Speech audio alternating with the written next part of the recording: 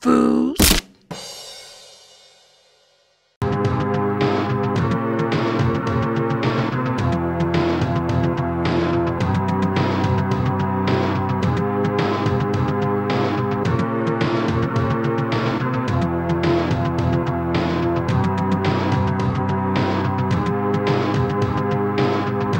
Hello, all you wonderful fools. It's time for the Mizzah Tee Show. All aboard! Here we go, let's start the show. Hosted by Mizzah Tee. Nintendo video games are the favorite ones for me.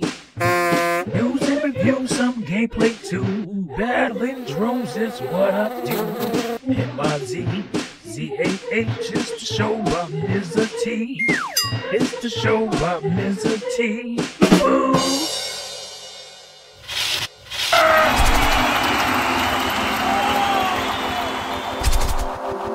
Time for Throwback, FOOS.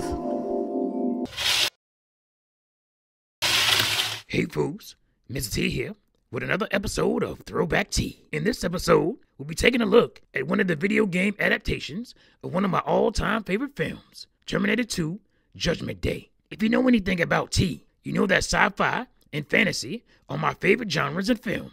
And perhaps you'll also know that I'm a bit of a James Cameron fanboy. He's the one filmmaker out there, maybe other than Guillermo del Toro, that I love every film that he's made. And the Terminated series, in my opinion, is his best.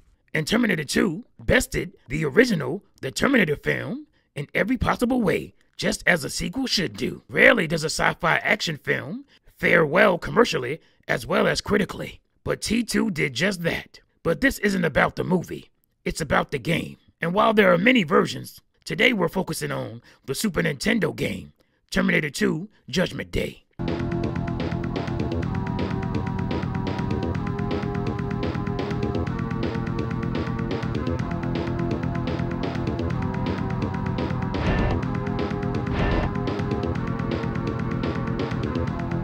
I'll start out by saying this game was considered pretty crap when it was released for the Super Nintendo back in 1993, but I still loved it, fools. Yes, partially because I'm a Terminator fanboy, but also because the game actually followed the settings and the sequence of events that happened in the movie very well.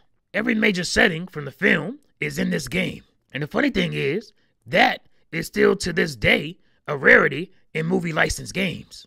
Biker bar? Check. Mall? Check. Tascadero State Hospital? Check. Cyberdyne Systems Building? Check. Miles Dyson's home? Check. Steel Mill? Check. Hell, even Enrique's hideout in the desert is a level in the game. But this game does have its issues, starting with its publisher, the infamous LJN.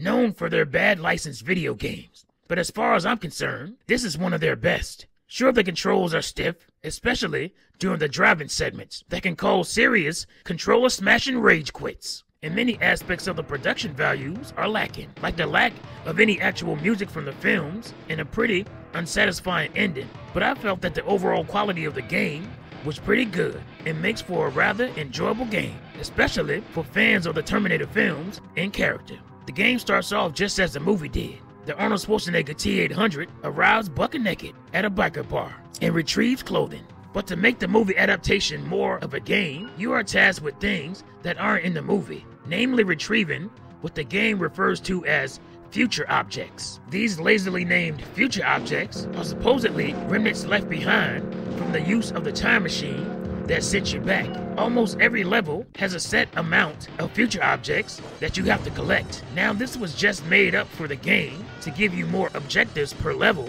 and has nothing to do with the film. Just nonsensical video game busywork, fools, used to make sure you visit every nook and cranny in each level, which I guess is kind of smart. But there are tasks that are snatched directly from the films, like finding John Connor's identification before you can locate him, and rescuing him from the mall arcade, escaping the liquid metal T-1000, helping Sarah Connor escape from the mental hospital, all the way up to retrieving Miles Dyson from his home, to the final showdown with the T-1000 in the steel mill. Some levels you need John Connor to help you complete, like Cyberdyne Systems, where he's able to hack and open doors. But like most escort missions, for most games that use them, you have to protect him from death, or your game will be over. Sarah Connor won't even go with you unless John is with you when you come to rescue her from the mental hospital, and that's the cool thing. You can control when characters follow you, or just stay where you want them to, providing strategy. You must keep them from harm and death to proceed. If John or Sarah dies, it's game over, fools. Good thing is, unlike John, Sarah is very formidable and will help you in gunfights. Another cool thing about the game is that the difficulty earlier in the game is affected by your actions.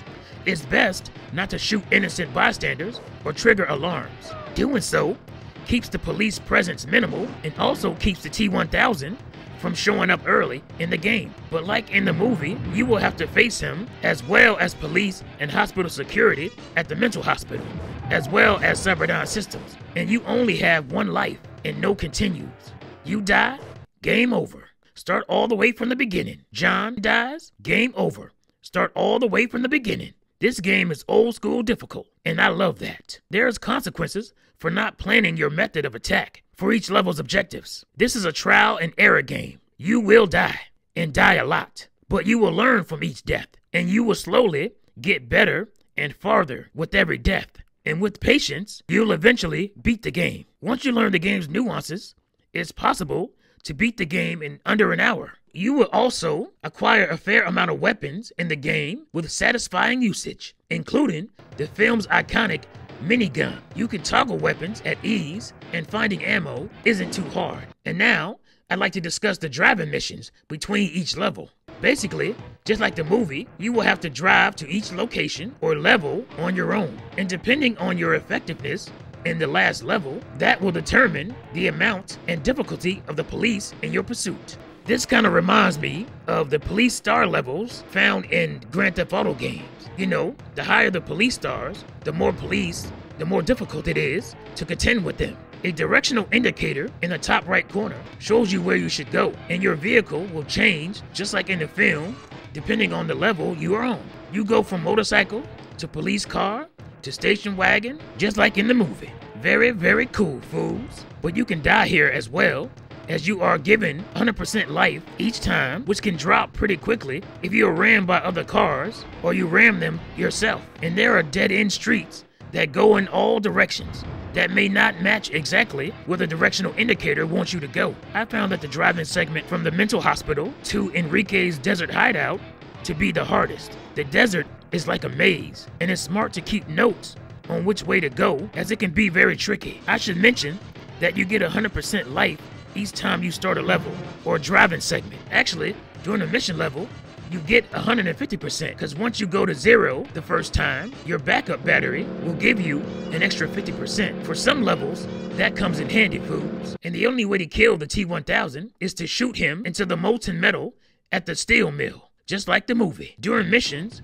when he shows up, it's best to run away from him, as you will only slow him down with your bullets. But be warned, on the last level, once you shoot him into the molten steel, unlike the movie, it's not quite over yet. So be ready, fools. Actually, I also want to point out, now that I think about it, I believe that the Grand Theft Auto games got a lot of ideas from this game. If you play it, you'll understand what I mean, and that's very interesting. So all in all, barring some control issues and level pacing, I really liked the game back in the day, and I still enjoyed playing it recently. While the game lacks the iconic themes from the film, it's replaced with a pretty good substitute track, but each level uses the same music, except for the steel mill. The gameplay is pretty varied, thanks to following the tasks from the movie pretty closely, as well as adding new mission objectives made for the game specifically. The graphics were also pretty good for a game of that era. The notorious LJN got this licensed game right. That outcome of rarity alone